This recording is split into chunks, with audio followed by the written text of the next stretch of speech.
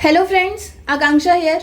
आ गई हूँ आप सभी के बीच एक बार फिर से 70वीं बीपीएससी की अपडेट्स लेकर।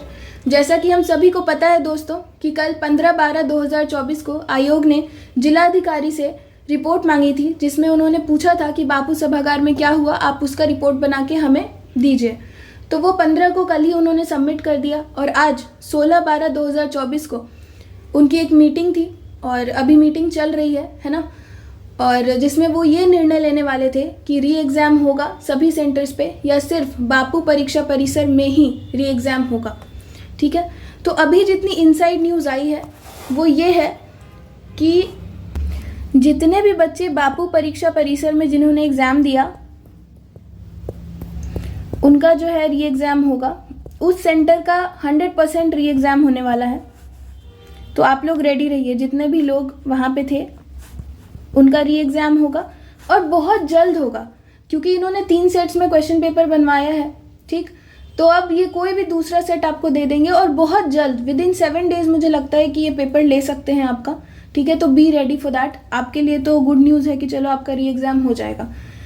बाकी दूसरे सेंटर्स पे जो री एग्ज़ाम होने वाली बात है, इसकी चर्चा अभी तक तो नहीं हो रही है। अभी मीटिंग चल रही है और री एग्ज़ाम लेने का या पेपर कैंसिल करने का या इवन ये मानना कि पेपर लीक हुआ था, ये मानने को तैयार ही नहीं है आयोग।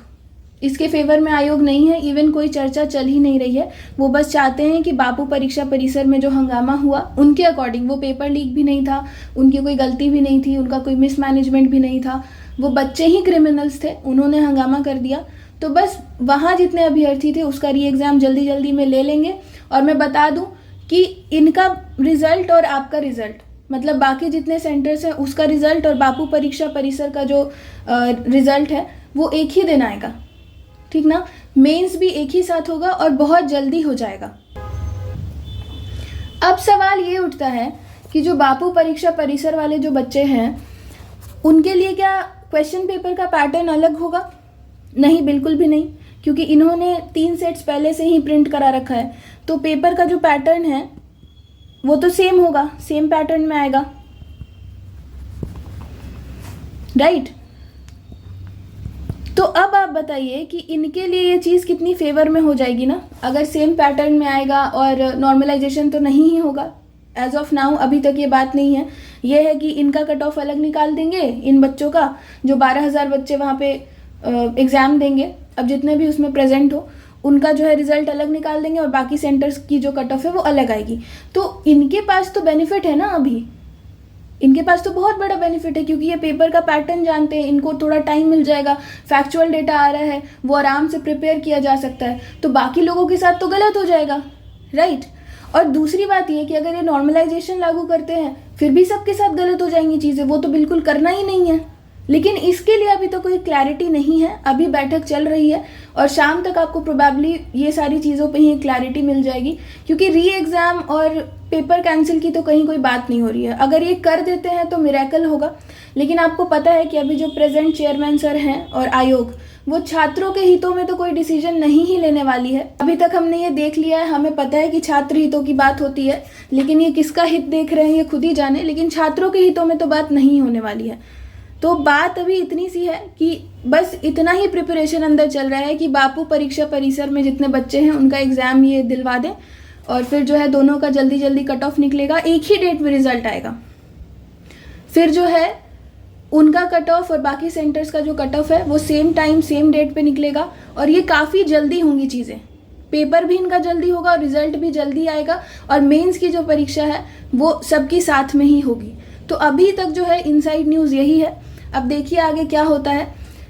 तीसरी चीज़, हमें क्या करना चाहिए इस सिचुएशन में, तो मुझे लगता है कि अभी हमें थोड़ा इंतज़ार करना चाहिए, कुछ घंटों का। देखते हैं कि क्या ये जो है नोटिस निकालते हैं, क्या इन्होंने डिसाइड किया है।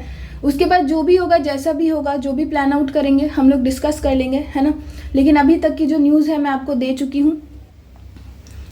और अगर ऐसा हो जाएगा, अगर बापू परीक्षा केंद्र का परीक्षा फिर से ये लेते हैं, अलग उनकी कट ऑफ आती है और बाकी सेंटर्स का कट ऑफ अलग आता है, तो उनको पहले ही बेनिफिट मिल जाएगा। वो आराम से फैक्चुअल डेटा जो है वो प्रिपेयर कर सकते हैं, क्योंकि इनके लिए अलग क्वेश्चन पेपर सेट तो करेंगे नहीं है। 3 सेट में क्वेश्चन पेपर छपाया था, पता ही है, सेट A B C मालूम ही होगा आपको। उसमें से किसी एक सेट का हमें दिया था एग्ज़ाम देने के लिए। अब जो बाकी 2 सेट्स बचे हैं इनको मिल जाएगा वही, और उसमें वही सेम पैटर्न होगा, फैक्चुअल डेटा होगा, तो ये आराम से प्रिपेयर कर सकते हैं, राइट। और सबके साथ बाकी गलत हो जाएगा। अब ये ऐसा क्यों कर रहे हैं, क्या है इसके पीछे वजह? ये शुरू से ये सवाल रहा है कि हमारे प्रश्नों का उत्तर इनके पास नहीं रहता है, ये आयोग खुद काबिल नहीं है कि कोई एग्ज़ाम कंडक्ट करा सके, है ना। और अभी भी जल्दी जल्दी में इनको चीज़ें करवानी है, ये रुक नहीं सकते, थम नहीं सकते, चीज़ों को सही नहीं कर सकते हैं, ठीक है। तो क्या हुआ है इसके पीछे, क्या है इसके पीछे का सच, वो मैं आपके ऊपर छोड़ती हूँ। ये बहुत बड़ा सा क्वेश्चन मार्क है जो शुरू से हम सबके दिमाग में है कि क्यों आयोग इतनी जल्दी में है, क्यों इतनी जल्दी में एग्जाम कंडक्ट कराया गया है, क्यों बच्चों को टाइम नहीं मिला। जब हर बार लेट फाइन लेके आप फॉर्म फिल कराते थे, तो इस बार आपने लेट फाइन क्यों नहीं लिया? ये शुरू से ही कुछ तैयारी इनकी चल रही है। रंगा CR तो पक्का इन्वॉल्व है इसमें, हम लोग जानते ही हैं। बाकी अभी की इनसाइड न्यूज़ यही है। बाकी फॉर मोर सच अपडेट्स आप इस चैनल को सब्सक्राइब कर सकते हैं, जैसा भी रहेगा मैं आपको अपडेट्स देती रहूँगी। दूसरी बात यह है कि टेलीग्राम चैनल जो है हमारा, उसका लिंक डिस्क्रिप्शन बॉक्स और पिंड कमेंट में मैंने दे रखा है। रात को वहाँ पे डिस्कशन होती है, ऐसे पूरे दिन ही डिस्कशन होती है। ग्रुप है हमारा, वहाँ पे अभ्यर्थी जो है वो डिस्कस करते हैं, है ना। तो आप उसको ज्वाइन कर सकते हैं। जो भी चीज़ें होंगी आगे आने वाला एग्जाम, या अभी क्या करना है, या अभी की अपडेट्स क्या है, वहाँ पे अभ्यर्थी खुद से डिस्कशन करते रहते हैं, तो आप ज्वाइन कर सकते हो। बाकी इसी के साथ मैं अपनी वाणी को विराम देती हूँ। मिलते हैं नेक्स्ट वीडियो में एक नए अपडेट के साथ। जैसा भी रहेगा मैं आपको अपडेट्स देती रहूँगी।